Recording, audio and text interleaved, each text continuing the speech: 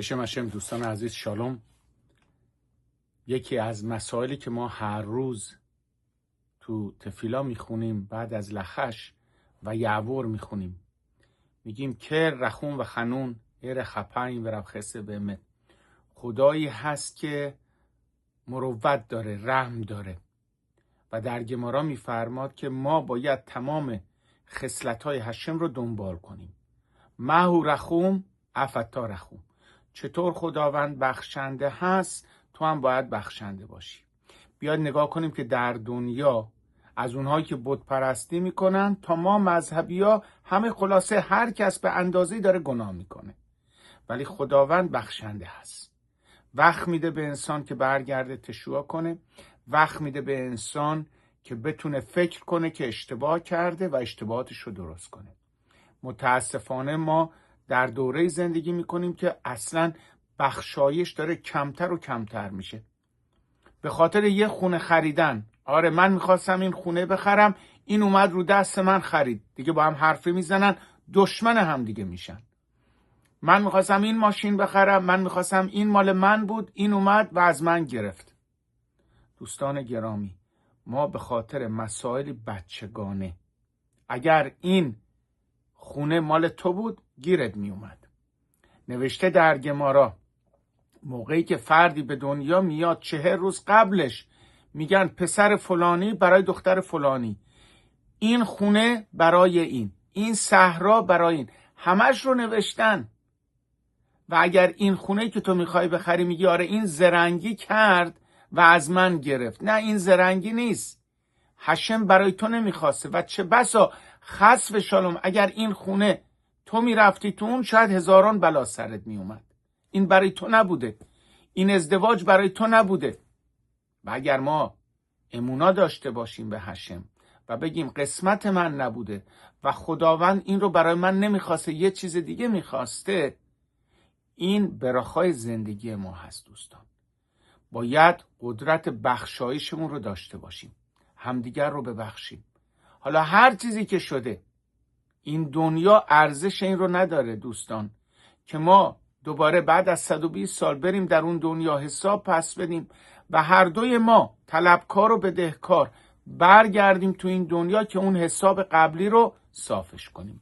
جز این که بیایم ببخشیم و از قلب واقعا طرف رو مخیلاش کنیم و این راه زندگی تو رو هست. دوستان یک واقعی اتفاق افتاده، بنده نمیخوام بگم داستان، این واقعی هست که 2 هفته پیش، هنوز تازه است دوستان، 2 هفته پیش در پامونا تو مانسی 2 تا آقا هستن که اینا با همدیگه خبروتا هستن.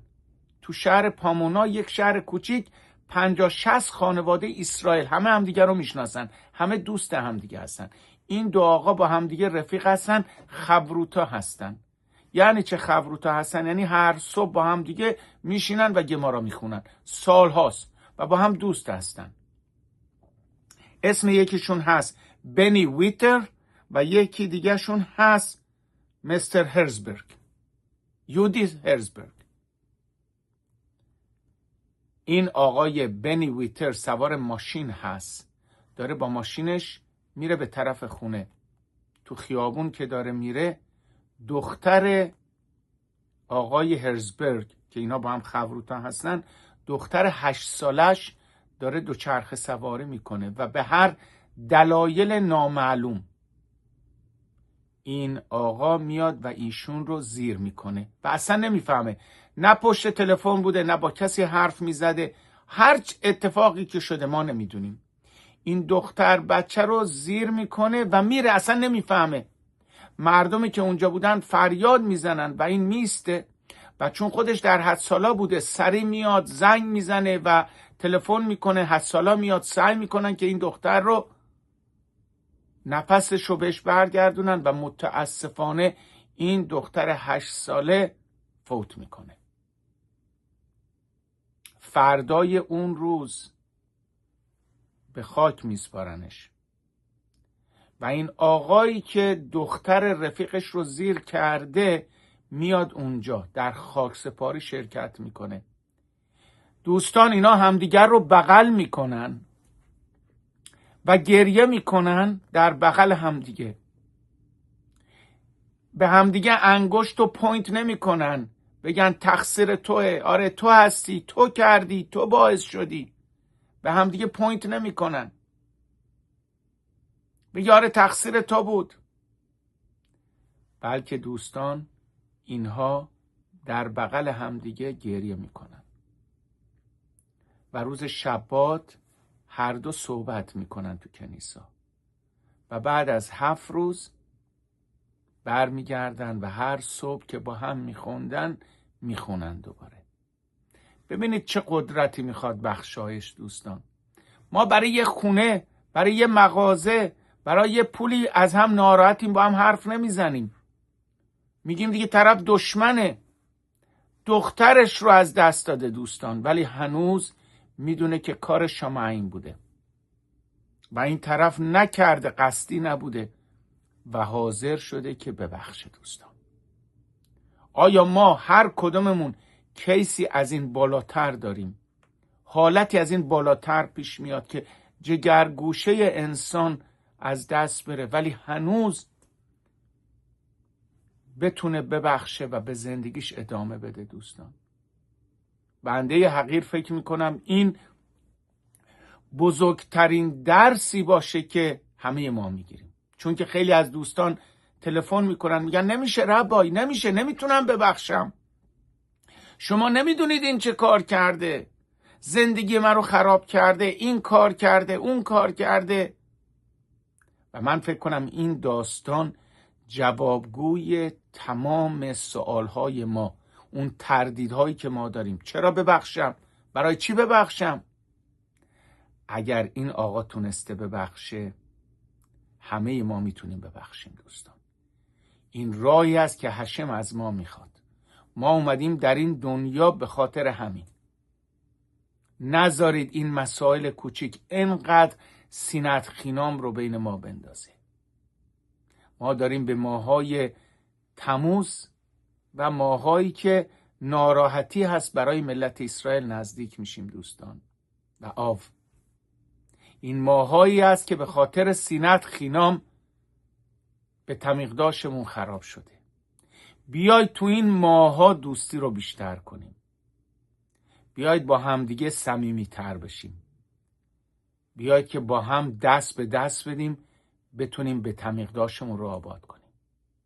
دوستان به تمیقداش سوم احتیاج به پول نداره. هشم میفرمان من به تمیقداش رو آمادهش میکنم. تنها چیزی که به تمیقداش میخواد دوستی ما هست، همین. نه پول میخواد، نه ثروت میخواد، هیچی نمیخواد. هشم میگه شما با هم دیگه خوب باشید که من بتونم به تمیقداشم رو وسط شما بذارم، به شاخنتی به تخام، دوباره بیام در میان شما.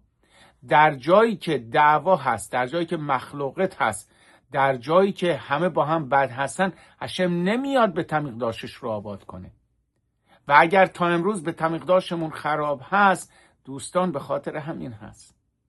بیاید کمر همت ببندیم، این داستان رو فراموش نکنیم.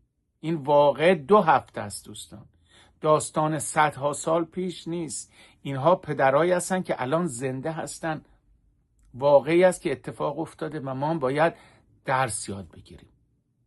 نگیم آره اون تونسته ولی من نمیتونم. این چنین چیزی رو حرفی رو نزنیم، بلکه به عزت هشم بتونیم جایی در قلبمون پیدا کنیم که ببخشیم. forgive، ببخشیم، اون کدورت رو از قلبمون بیاریم بیرون و به عزت هشم پر میکنیم جای کدورت های تو قلبمون. اون کینه ها رو که خالی میکنیم به جاش پر میکنیم از شخینای قودشا بریخو. چرا گفته و شاخنتی به تخام؟ خداوند میگه میشکان درست کنید در میون اونها من ساکن بشم، یعنی در میان قلب هر فرد اسرائیلی که جا میذاره برای هشم.